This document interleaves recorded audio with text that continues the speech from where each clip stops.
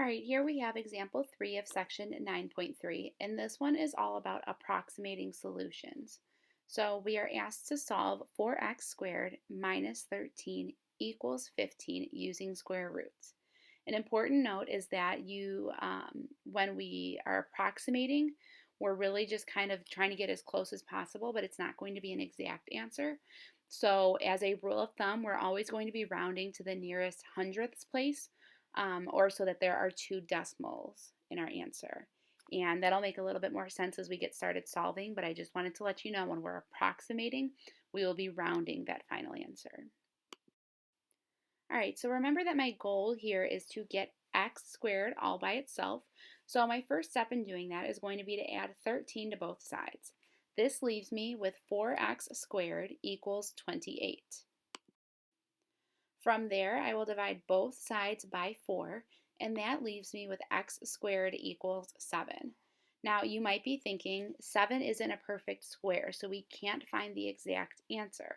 However, that is why we're going to approximate the answer, so we're going to get as close as possible, just knowing that it's not exactly precise. We're just going to approximate that.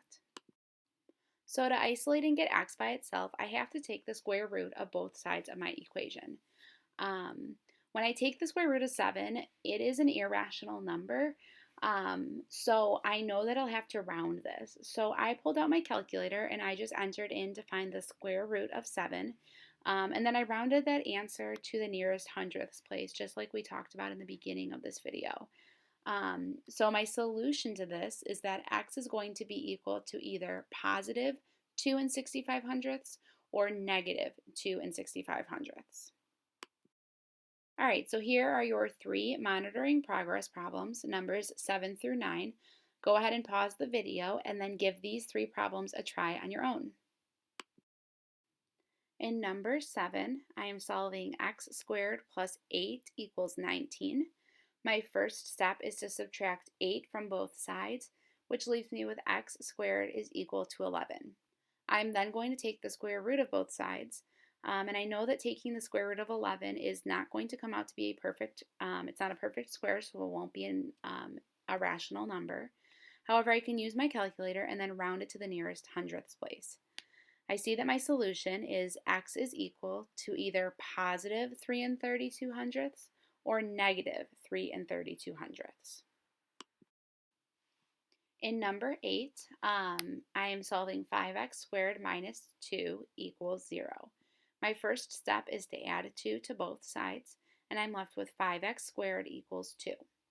I then divide both sides by 5, so I'm left with x squared is equal to 2/5. I will then take the square root of both sides of my equation, and I find that x is equal to positive 63 hundredths or negative 63 hundredths. And again, I used my calculator. I plugged in the square root of 2/5 to find that answer. In the last problem, number 9, I am solving 3x squared minus 30 equals 4.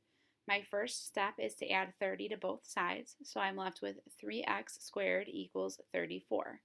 I will then divide both sides by 3, so that I'm left with x squared is equal to 34 thirds. To solve, I need to take the square root of both sides, which will require me to use my calculator. So when I take the square root of 34 thirds, I'm left with an irrational number, but when it is rounded to the nearest hundredths, it is equal to positive or negative 3 and 37 hundredths. So my solutions are positive 3 and 37 hundredths or negative 3 and 37 hundredths.